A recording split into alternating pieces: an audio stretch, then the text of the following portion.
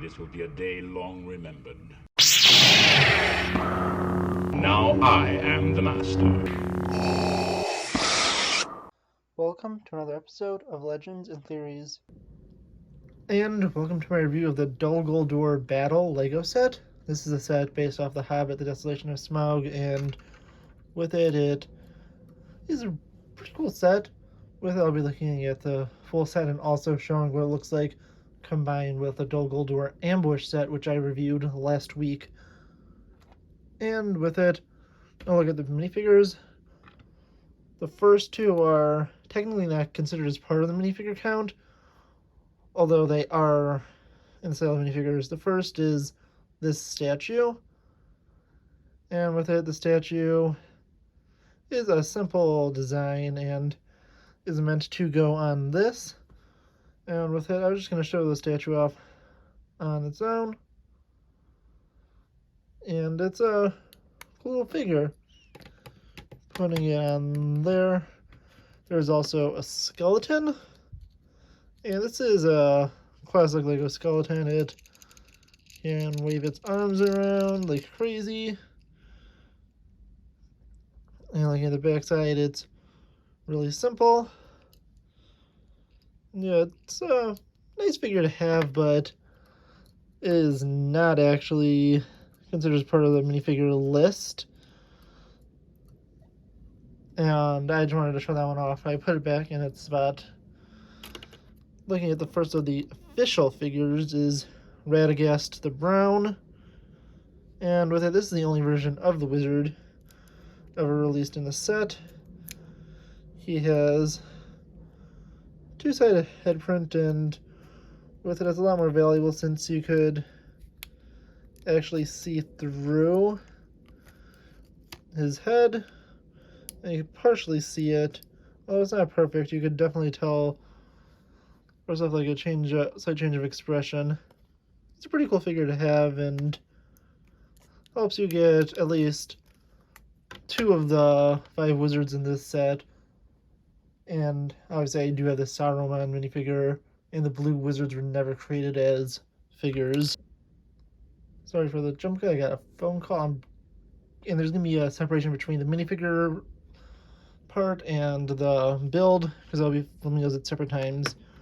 Okay, the other minifigure of the good guys is Gandalf the Grey. He has more angry expression, and then more of a happy one on this side. I'm not going to pull his beard off. He has his staff and sword, and he's a cool figure to have. Looking on the other side, there's another 2 Gundabog orcs. The first one is basically the exact same as the one from last week's set, just without the ears. And the other has the same shoulder piece and just a different sword. But yeah, they're still cool figures to have, and they're a cool part of the collection to help build an army. The second to last figure is Azog the Defiler. He has a pretty cool molded head. He has his mace and his claw hand. It's a cool figure to have, and he's really interesting.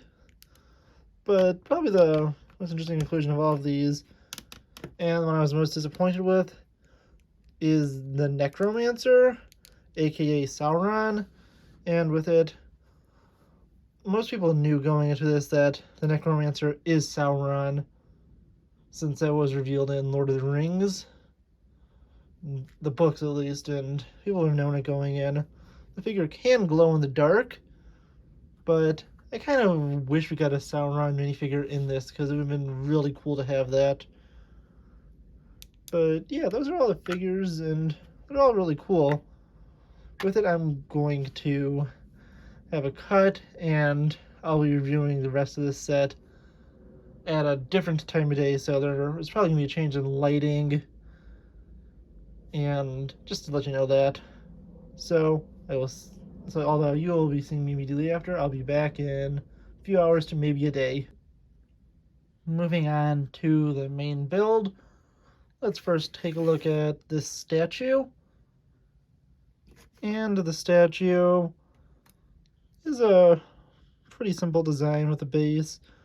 There's this little leaf popping out, some dead vines.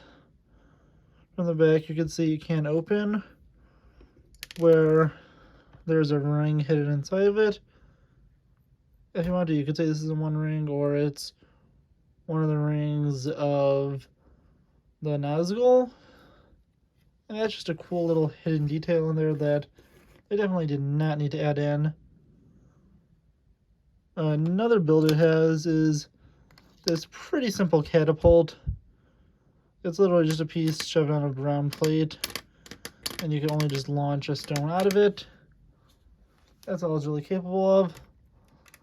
The final sort of side build is this cage, which holds a skeleton in it, and with it, it's just meant to hang over the edge and have the skeleton be there. You can move it down and take the skeleton out.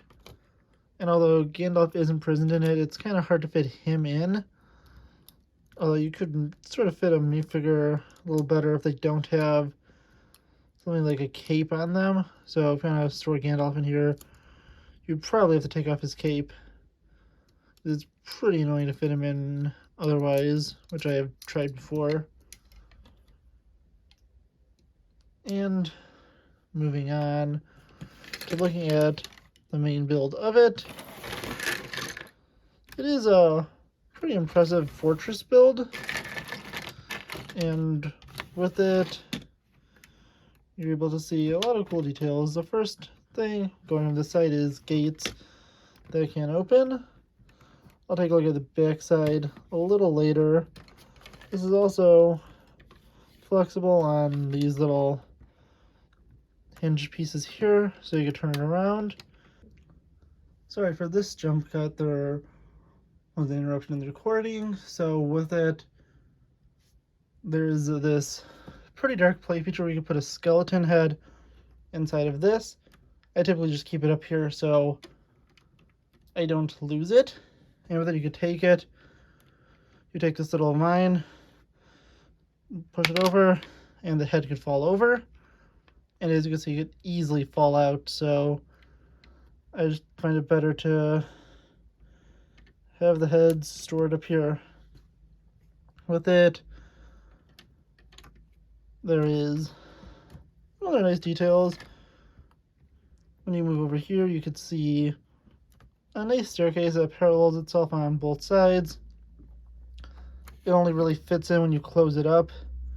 And there still is a gap here, but that's not as bad when you do that, since it's a little more reasonable than trying to make it from here to here, and it looks a lot better closed up, although you can have it open. Moving to the middle, there is this small little feature.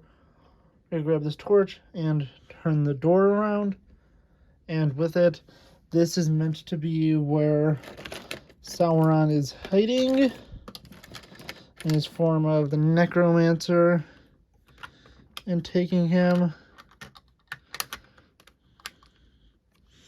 It's probably the best position in the set to have him hide. I'm going to place him sort of on the back side because there's a lot less studs I could accidentally shove him onto. But with it, you could sort of see his glow-in-the-dark features in there. I do have a good amount of light going on it, so it's a little hard to see. But yeah, it's still a really cool set. And it just turns around like this, so he can be hidden in there. With it, moving over here, another staircase that leads up. Over here, there's a play feature where a sword can pop out to take people out. There's also a spider web with a spider on it in the back. And moving to the final tower, you can see there is, when you straighten it out, and I just tilt the camera a little bit, you can see it has this big opening at the top where it's intended to either take the cage and place it on,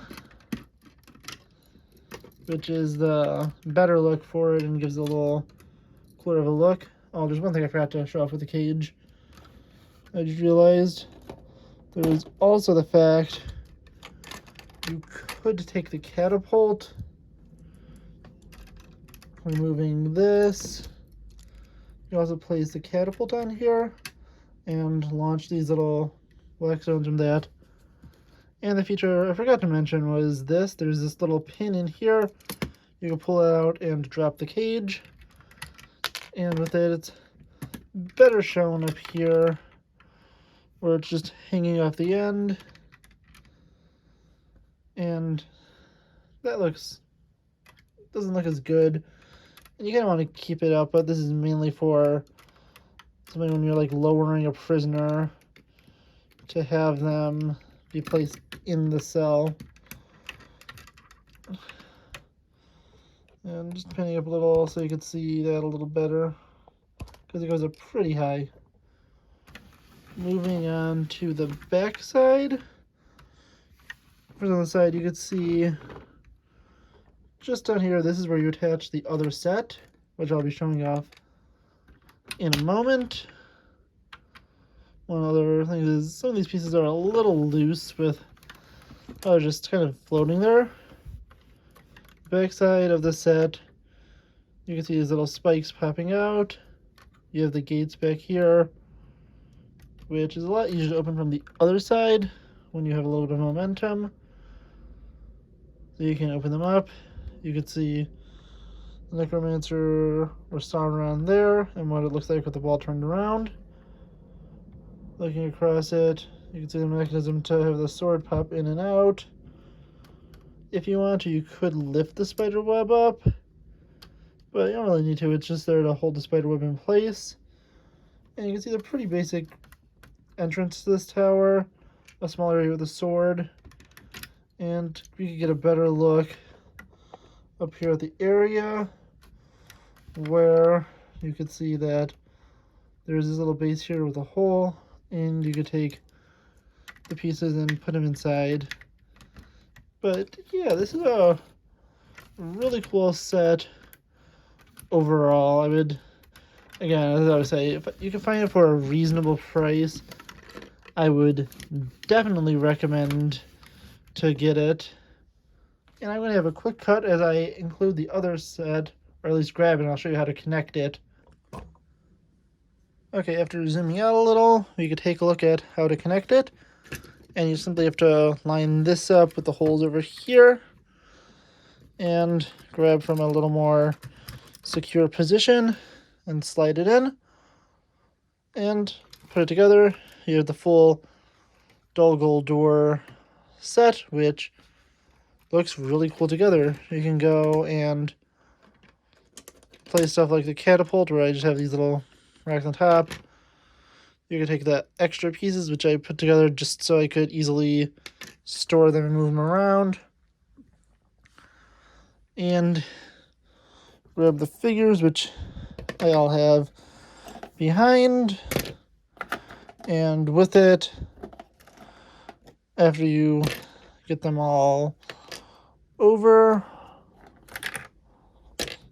and also make sure you haven't knocked over all the pieces, because these little, as I said, pieces easily fall off.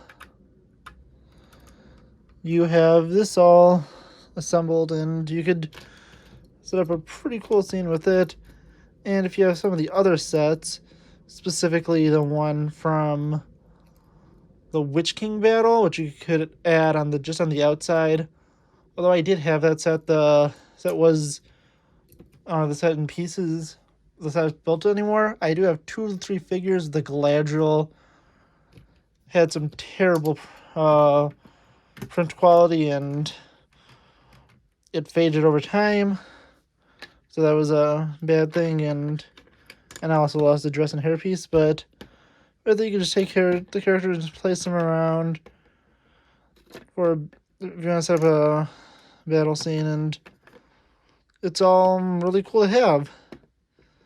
But yeah, as I said, I would definitely recommend to get this set. it's a cool set to have in your collection, and it also because you could have a cool location, and you basically get a Sauron minifigure in this, although he isn't called Sauron in it because they're trying to keep the twist alive, even though most people would know because of the book. But yeah, this set and the other one are really cool, so I do hope you enjoyed both of those reviews. And after each of these, I was also going to have a small little bonus video, which is reviews of some of the poly bags. I decided to have those on the same day because, honestly, why not? They're small little sets. So you'll go check out that next one, and I actually did not have that planned when I started this video, which is why I didn't mention it for the previous weeks, but you would have seen the previous one is the poly bag for the Uruk-hai, and the next one will be the Elrond poly bag. So yeah, I do hope you enjoyed, and I'll see you on the next episode of Legends and Theories. Thank you for watching this episode of Legends and Theories. Please subscribe, like the video, share the video, leave a comment, check out the video on screen, and may the Force be with you.